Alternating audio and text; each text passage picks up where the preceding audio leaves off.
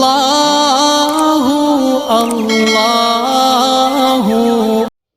داؤد علیہ السلام کی قوم بندر کیسے بنی؟ شہر علا میں بنی اسرائیل آباد تھے۔ اللہ تعالیٰ نے انہیں ہر طریقے کی نعمتوں سے نوازا تھا۔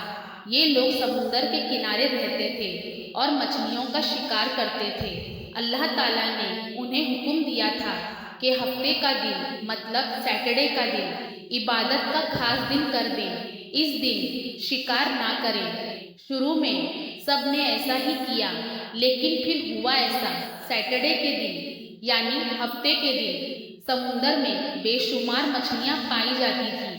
تو شیطان نے ان میں سے ایک انسان کو بہکایا کہ تم ایک چیز کر سکتے ہو، تمہیں ہفتے کے دن شکار کا منع کیا گیا ہے نا، تم جمعہ کے دن شام میں چھوٹے چھوٹے گھیرے بنا لیا کرو، جسے سیٹرڈے کے دن آنے والی مچھلیاں ان میں پھنس جائیں گی اور تمہارا کام بھی ہو جائے گا۔ اس طریقے سے ایک گروپ ایسا بن گیا جو اس طریقے کی چال بازی سے شکار کرنے لگے تھے۔ ان میں کچھ لوگ تھے جو اللہ سے ڈرنے والے تھے، وہ ایسا نہ کرتے، اور کچھ ایسا ہی کرتے تھے، تقریباً 40 اور 70 سال تک۔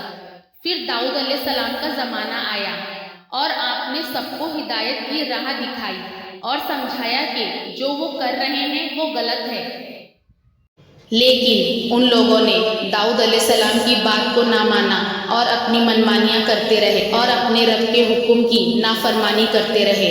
جب وہ قوم باز نہ آئی تو آپ نے لعنت فرمائی، تو اللہ تعالیٰ نے اس قوم کو بندر کی شکل میں تبدیل کر دیا اور وہ بندر بن گئے۔ کہا جاتا ہے کہ نوجوان عمر والے بندروں کی شکل میں تبدیل ہو گئے اور بوڑھے لوگ خنزیر پگ کی شکل میں بدل گئے تھے۔ اللہ تعالیٰ نے ان کی سننے دیکھنے کی طاقت باقی رکھی، لیکن بولنے کی طاقت چھین لی۔ ان کے جسموں سے بدبو آنے لگی، وہ لوگ رونے لگے، تڑپنے لگے، اور پھر 3 دن کے اندر یہ اپنی پوری نسل کے ساتھ ہلاک ہو گئے۔ ان کی تعداد تقریباً 70,000 تھی۔